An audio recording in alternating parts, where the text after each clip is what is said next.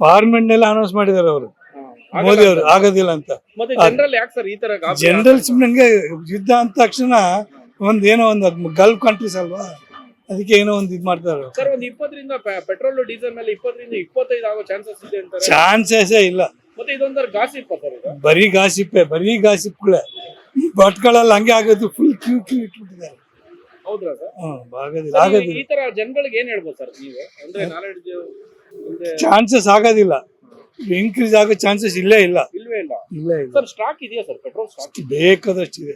Petrol ಕೂಡ stock ಇಲ್ಲ ಅಂತ ಭಯಲ್ಲ ಜನರಲ್ಲಿ ಆತಂಕ. 40 ದಿನಕ್ಕಾಗೋಷ್ಟು ಸ್ಟಾಕ್ ಇದೆ.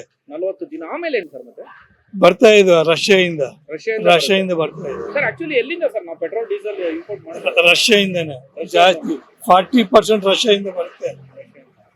ಸರ್ ಇನ್ನು ಸಿಲಿಂಡರ್ ಕೂಡ ನೋಡಿ, ಕಮರ್ಷಿಯಲ್ ಸಿಲಿಂಡರ್ ಕೂಡ ಇಲ್ಲಿ ಸಮಸ್ಯೆ ಆಗ್ತಾ ಇದೆ. ಹೋಟೆಲ್ ಮಾಲೀಕರು ಹೇಳ್ತಾರೆ ಸ್ಟಾಪ್ ಮಾಡ್ಬಿಡ್ತೀವಿ ಹೋಟ್ಲ್ ಎಲ್ಲ ಅಂತ ಹೇಳಿ. ಅದ್ರ ಬಗ್ಗೆ ಸಿಲಿಂಡರ್ ಬಗ್ಗೆ ಗೊತ್ತಿಲ್ಲ ನಮ್ಗೆ. ಒಟ್ನಲ್ಲಿ ಪೆಟ್ರೋಲ್ ಏನ್ ಸಮಸ್ಯೆ ಇಲ್ಲ. ಪೆಟ್ರೋಲ್ ಡೀಸೆಲ್ ಏನ್ ಸಮಸ್ಯೆನೇ ಇಲ್ಲ. ಜನರೇನು ಆತಂಕ ಪಡೋ ಅಂತ ಜನರು ಆತಂಕ ಪಡೋ ಅವಶ್ಯಕತೆ ಇಲ್ಲ. ರೇಟ್ ಹಾಗಾದ್ರೆ ಹೈಕ್ ಆಗಲ್ಲ? ರೇಟ್ ಆಗೋ ಚಾನ್ಸಸ್ ಇಲ್ಲ. 99% ಚಾನ್ಸ್ ಇಲ್ಲ. ಚಾನ್ಸ್ ಇಲ್ಲ ಸರ್. Thank you sir.